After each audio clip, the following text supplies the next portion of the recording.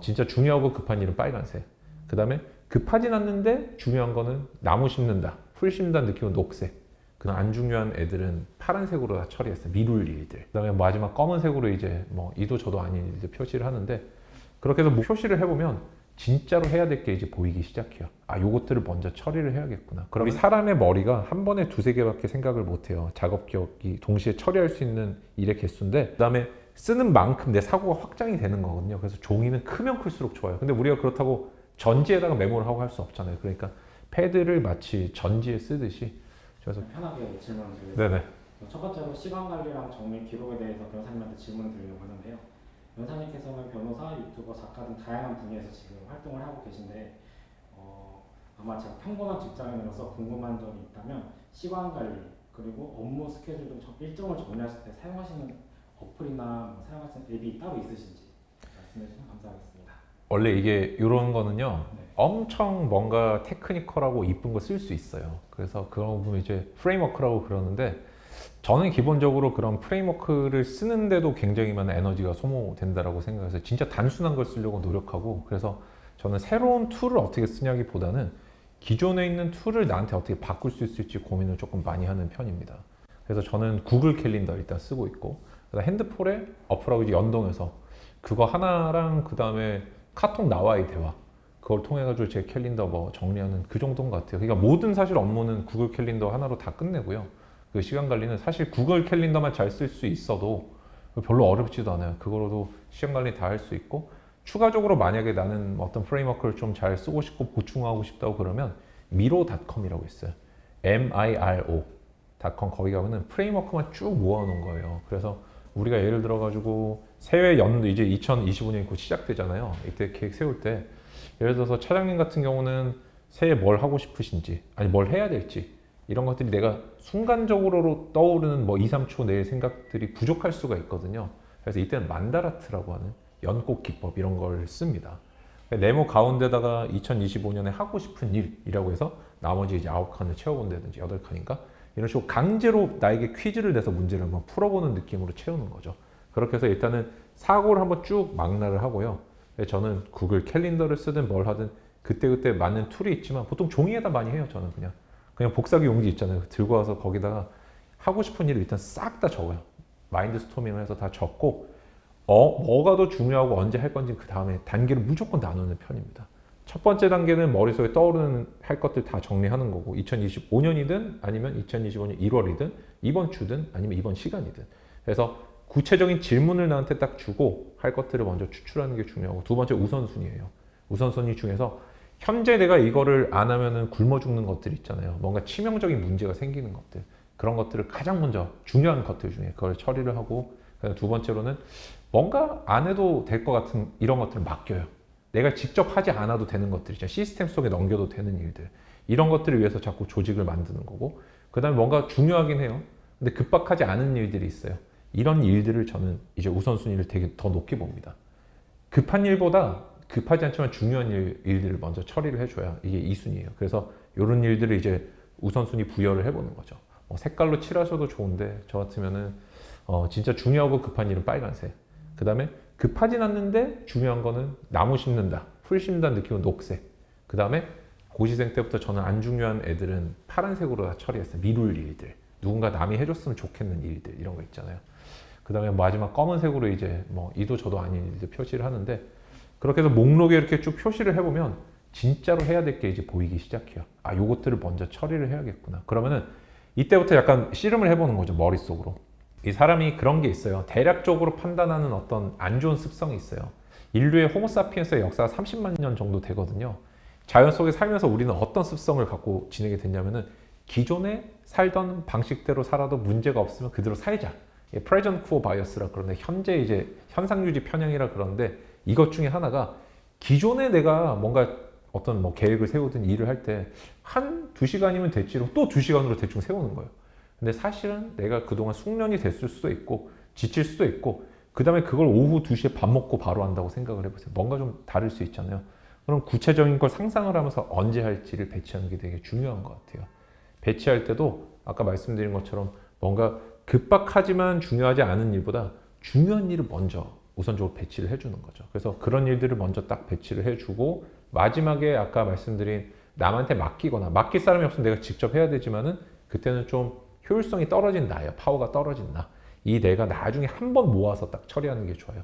저 같은 경우는 어디 회신하거나 아니면 뭔가 이렇게 답장을 주는 일 같은 것들 있잖아요. 아니면 어디 내부적으로 컨펌하거나 이런 일들 모아가지고 한 번에 처리하거든요. 그래서 이런 식으로 효율성을 조금 주다 보면은 우선순위가 잡히고 그 다음에 여기까지 하고 어떻게 하냐면 한 번 더 계획으로 돌아가요. 그래서 이 과정을 2번이고 3번이고 4번이고 자꾸 반복을 하다 보면 피드백이 생겨요. 자기 머릿속으로. 아, 이번은 어디에 배치를 해야겠다. 생각해보니 이것도 중요하지라든지 이런 식으로 하면 좋습니다. 그리고 가장 중요한 거는 저는 완성된 모습을 생각을 해봐요. 내가 꿈꾸는 미래를 가지고 예를 들어 제가 올해가 지나고 나면은 뭐 예를 들어서 2025년이 딱 지났을 때 12월 31일에 뭘 하고 싶냐면은 인문학이라는 걸 주제로 방송에 출연을 해보고 싶거든요. 그게 뭐 사적인 방송일 수도 있고 공적인 방송일 수도 있지만은 그러려면 해야 될 게 나오잖아요. 방송에 출연하려면 어느 정도의 성과를 갖고 있어야 되고 책은 어느 정도 읽었거나 썼어야 되고 유튜브에 뭐 올렸다든지 칼럼을 썼다든지 이런 게 있어야 되잖아요. 그걸 대략적으로 계산해서 그러면 2달에 한 번 이거 하면 되겠다. 이런 식으로 전체적으로 보고 그럼 오늘 해야 될 게 나와요. 그래서 우리가 전반적인 어떤 계획을 세우고 시간 관리할 때 어떤 툴을 쓰냐고 물어보셨지만은 이 전체적인 사고 흐름이 정리가 돼야 쓸 툴이 정해지는 거죠. 근데 가장 좋은 툴은 종이 한 장, 구글 캘린더라고 좀 말씀드리고 싶어요. 평소에 뭐 직장인들이 회의나 뭐 얘기를 나눌 때 패드를 많이 사용하시는 걸 보는데 변호사님께서 뭐 패드를 사용하시는 제 모습을 봤는데 변호사님께서 뭐 공부하시거나 내용을 정리하실 때 따로 쓰는 노트나 필기 앱이 있는지 말씀해 주시면 감사하겠습니다. 저는 기본 어플밖에 쓰지 않습니다. 왜냐하면 이게 새로운 걸 익히는 것도 힘들고 그 다음에 그 기능으로 충분한 것 같아요. 우리가 메모 기능은 뭐만 있으면 되냐면 써진다는 거 하나 당연한 거고 두 번째 무한대로 늘어날 수 있다는 게 되게 중요해요. 근데 저는 이제 아이패드 쓰는데 아이패드는 내리면 내릴수록 계속 밑으로 내용이 생겨요. 우리 사람의 머리가 한 번에 2-3개밖에 생각을 못해요. 작업 기억이 동시에 처리할 수 있는 일의 개수인데 근데 이 종이에다가 쓰고 그럼 패드에다 쓰고 그 다음에 쓰는 만큼 내 사고가 확장이 되는 거거든요. 그래서 종이는 크면 클수록 좋아요. 근데 우리가 그렇다고 전지에다가 메모를 하고 할 수 없잖아요. 그러니까 패드를 마치 전지에 쓰듯이 그래서 기본 어플만 갖고 쓴다 이런 말씀을 좀 드리고 싶습니다. 저는 막 화려한 어플을 잘 쓰질 않아요. 그런 어플들은 이쁘긴 한데 꾸미고 이러면 뭔가 기분은 좋지만 진짜 효율적인 거는 적게 에너지를 쓸 수 있는 플래너들을 내가 오히려 사고상의 절차를 잘 다듬는 게 저는 더 중요한 것 같습니다. 도구는 부차적 문제 같아요. 다음 질문 드리겠습니다. 일정을 정리하거나 공부한 내용을 정리할 때 저 같은 경우는 너무 이쁘고 깔끔하게 정리하려고 강박적으로 좀 시간을 많이 소요하는 편이거든요. 그렇게 하다 보니까 중간에 쓰다 보면 지치게 돼가지고 나중에는 또 안 쓰게 되고 정리에 대한 조금 기준을 정하고 싶은데 변호사님의 조언을 구하고 싶습니다. 완벽주의를 가지신 분들은 특징이 저는 개인적으로 저도 그런데 무슨 생각이 있냐면은 완벽하게 진짜 성공을 만들어 보지 않았거나 진짜 완벽하게 진짜 실패를 안 해봤거나 둘 중 하나인 것 같아요. 그러니까 완벽하게 성공을 계속해 온 사람도 그 완벽주의를 고수하고요. 그다음 완벽하게 실패를 안 해본 분도 완벽주의를 고수를 해요. 근데 그 중간에 있는 분들 같은 경우는 그래서 저는 극단의 경험을 하라고 좀 권장을 해드리는데 완벽하게 해서 내가 할 수 있는 것보다 조금 더 높은 수준, 난이도 높은 거 있잖아요. 이 태스크가 클리어가 되는지 한번 볼 필요가 있어요. 만약에 된다면 내 방식이 잘못된 게 아니에요. 강박이 있어도 좋은 거죠. 오히려 내가 만족감도 높고 효율도 나오는 거니까. 근데 만약에 그걸 시도했는데 결과가 안 좋고 계속 안 좋게 된다면 그때는 방식을 바꿔야 되고 그 사람이 뭔가 누가 얘기를 해주지 않아도 야 뜨거운 거 만져봐 빨리 만져봐 끓는 뭐 라면 냄비 만져봐 다시는 손 안 되겠죠. 그런 것처럼 내가 이 방식으로 일단 큰일 나겠는데 인생에 위기가 생기겠다는 걸 직접 체험을 해보지 않으면 바뀌지 않는 것 같아요. 저는 개인적으로. 그래서 저는 완벽하면 더 완벽하게 해보고 그게 아닐 때는 내가 결과가 안 났을 때 그때는 어떻게 버리고 어떻게 절충할지. 그래서 우리가 종이에 써보는 게 되게 중요합니다. 써보고 이 귀인이라 그러는데 과연 결과에 영향을 미친 요인이 뭔지 분석을 좀 해봐야 돼요. 그래서 동그라미를 써요.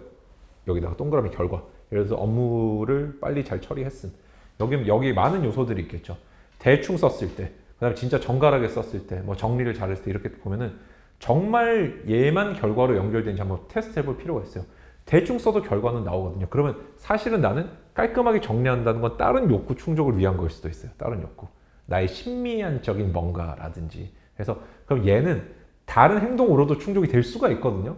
내가 예를 들어가지고 책을 뭐 줄을 끄면서 본다든지 꼭 업무를 그렇게 할 필요는 없다든지. 그래서 사람들이 내 최종적인 욕구랑 충족시키고 싶은 욕구랑 행동을 쭉 한번 적어보고 이렇게 한번 사다리 긋기를 한번 해보면은 내가 뭘 해야 될지 조금 더 잘 보여요.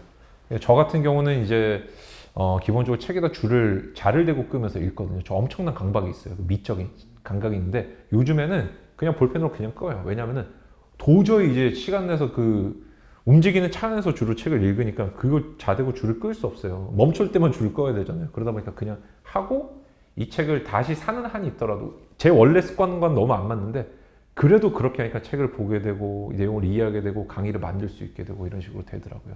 그래서 저도 그걸 좀 추천을 드리고 싶어요. 극단적으로 나의 최고 장점이 어느 정도 한계를 갖고 있는지 밀어붙여 본다.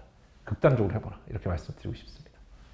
질문으로는 긴급하지만 중요하지 않은 일정과 중요하지만 긴급하지 않은 일정이 겹쳤을 때 변호사님께는 이를 어떻게 조율하시는지.